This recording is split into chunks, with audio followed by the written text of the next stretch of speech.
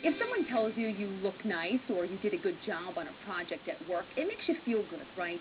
Compliments can be powerful, and when dealing with children, even more so.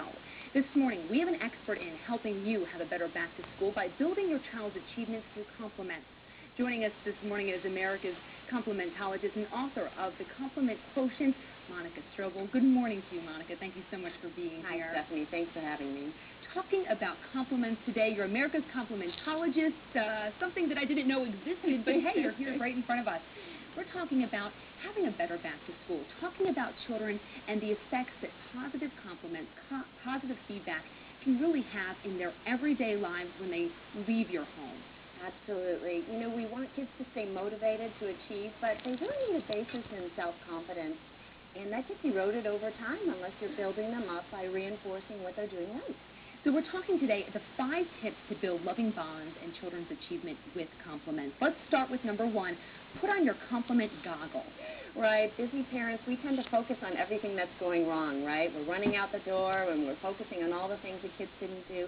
So I think you've got to stop, put on those, compliment goggles with your kids and look for the positive. And what that does, it starts to change your focus, and it builds the focus in the child's mind so that they know what they're doing, and you're reinforcing the good with them. And one of the things on that is that recent research has showed that giving negative feedback really works with adults and older teens who have really learned a lot of things, who are knowledgeable at that point in their life. But working with younger children, they can't transfer that information about what they did wrong into ways to do it right, so it's better to kind of give the positive versus the negative. Absolutely. The kids just don't have the imagination to say, what should I have done different? So if you're constantly criticizing them, you have to stop and really take a look at yourself and show them what to do right, and then reinforce that with some positive feedback. You know, as a busy parent, it really changes your own attitude, too. You start feeling more positive because you're looking at all the positive things. So it makes the whole family well. Right. Let's talk about number 2, err on the plus side. We tend to err on the negative side. Again, we get into this, we've fallen into a habit of criticizing, so kids need to learn, believe it or not, 10 positives for every negative. Now, parents are always worried, oh, but I shouldn't be complimenting them if they don't deserve it.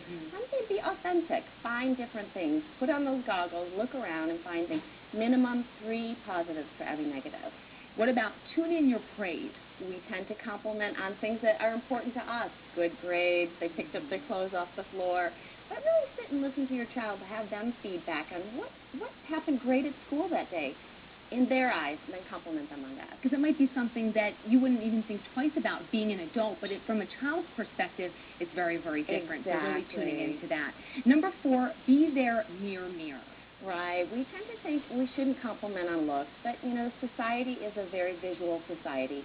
And if you want to nurture their hygiene, you want to nurture their self-esteem, you really need to, hey, you look great today. I have a teen daughter, and I always tell her she looks good. One day I said, wow, you are gorgeous. And she was on a high for a whole entire week. You glow from the inside. Yes, yes. And we just tend to gloss that over with our kids. And lastly, model a compliment habit. Right. We know kids are sponges, and they're watching everything we do. And if you want to build respect and tolerance of others, let them see you complimenting people that are different. And especially at school, compliment their teacher, praise their teacher. And they'll really grow into this habit of being tolerant and respectful kids. Because the fact of the matter is that parents, of course, are a child's first teacher. And sometimes it's hard to remember that. But, kind of trying to, put your goggles on and really focus on the positive really helps kids for the rest of their lives. It's a great habit for busy parents. All right. Well, Monica, thank you so much. We really appreciate you coming on the show today. Again, you're the author of The Compliment Quotient. We do have her book right here. We'll have all the information up on our website. For much more information about compliments, everything that Monica talked about this morning, we'll put that on our website. Just go to FOX23news.com.